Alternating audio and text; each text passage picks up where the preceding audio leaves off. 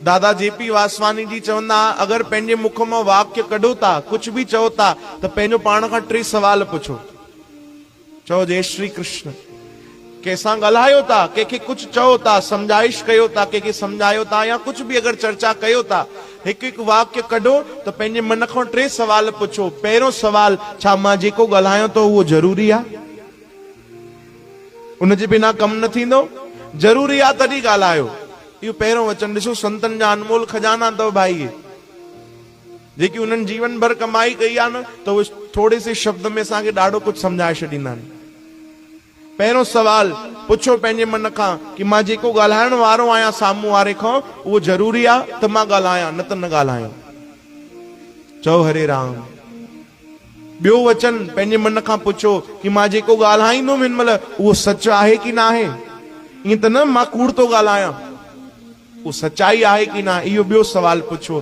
टियों सवाल ॾाढो सुंदर उन्हनि चयो, जॾहिं बि कंहिंसां ॻाल्हायो, कोई वाक्य पंहिंजे मुख मां कढो त उहो सोचे सम्झी कढिजो। टियों वचन चयो कि कंहिंसां उनजी दिलि न दुखे, अहिड़ा वचन कॾहिं न ॻाल्हाइजो। कई माण्हू हूंदा आहिनि जेके चवंदा आहिनि, भाई मां त सच ॻाल्हाईंदो आहियां, भले माण्हूअ खे बुरो लॻे त लॻे। अरे भैया, अहिड़ो सच बि न ॻाल्हाए कि कंहिंजी दिलि दुखे। सच खे बि सुठे सां पेश करणो पवंदो आहे, मिठे शब्दनि में। चओ हरे राम।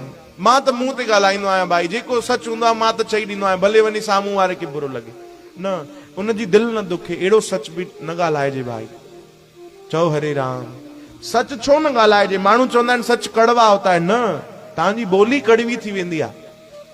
सच कॾहिं कौड़ो न हूंदो आहे भाई। सच खे असां सुठे सां पेश कयूं त, सच खे सच्चाईअ सां पेश कयूं, भाव सां, प्रेम सां पेश कयूं त उहो सच कौड़ो न लॻंदो आहे। चओ हरे राम।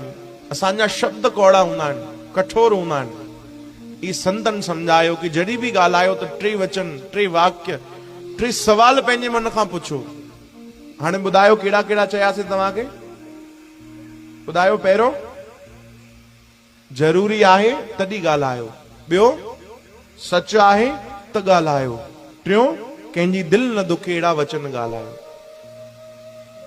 चओ जय श्री कृष्ण।